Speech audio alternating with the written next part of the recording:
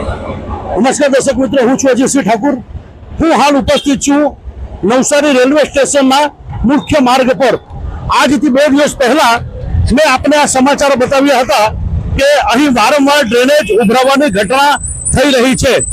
આ ડ્રેનેજ ઉભરાવાનું જે મુખ્ય કારણ છે એ કહેને કે અમને જે માહિતી મળી છે કે અહીં જે નજીકમાં જે રેસ્ટોરન્ટ છે, હોટલ છે, એ લોકો પણ ખાદ્ય પદાર્થો આની અંદર ડાયરેક્ટ ફેંકતા હોય અથવા તો ચોકડીની અંદર જાળી ન હોવાથી પણ ડાયરેક્ટ જે ખાદ્ય વસ્તુઓ છે નાખી દેવામાં આવે છે, જેના લીધે પણ ડ્રેનેજ ચોકઅપ થઈ રહ્યું છે।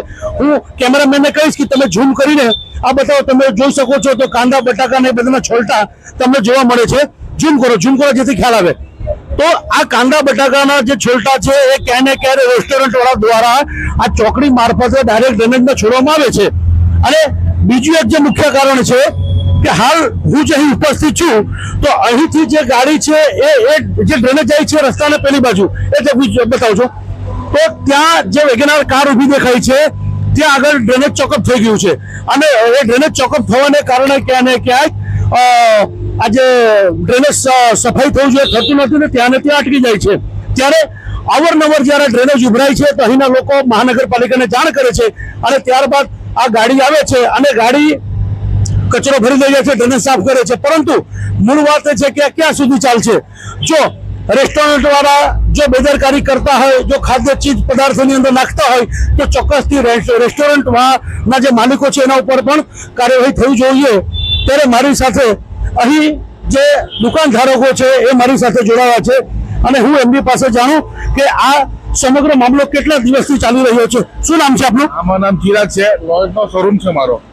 ચિરાગભાઈ, આજે ડ્રેનેજ ઉભરાઈ રહ્યું છે, જ્યારે અત્યારે આપણે સ્ટેશનના મુખ્ય માર્ગ ઉપર છે અને સ્ટેશનના મુખ્ય માર્ગ હોવાથી હજારો યાત્રાળુઓ નવસારીમાં આવે છે, તો આપણે શહેરમાં ક્યાં ને ક્યાંક ફ્રન્ટ પર છે ને ગંદુ દેખાય છે, તો આ બાબતે શું કહેશો તમે?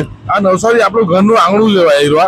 ઘરના આંગણામાં જો આપણી સ્વચ્છતા ન રહી તો ભાઈ નવસારી મહાનગરપાલિકા બનેલું કોઈ કામનું નથી। બિલકુલ બરાબર છે। બીજી વસ્તુ એ છે કે 2 મહિનાથી સદંતર આ લોકો કચરો કાઢી જાય છે। 2 મહિના પછી પણ આ લોકોનો રસ્તાનો કોઈ નિકાલ નથી કચરાનો।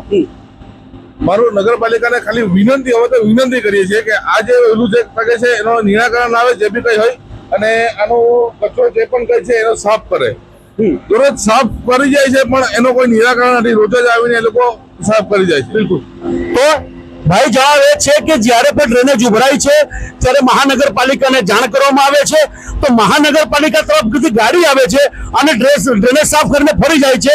અને આ સિલસિલો પાછલા 2 મહિનાથી ચાલુ થઈ રહ્યું છે અને પાછલા 2 મહિનાથી ચાલુ રહ્યું છે। પરંતુ આની અંદર ક્યાં ને ક્યાં જે ધંધાર્થી લોકો છે એ અટવાય છે, એ લોકો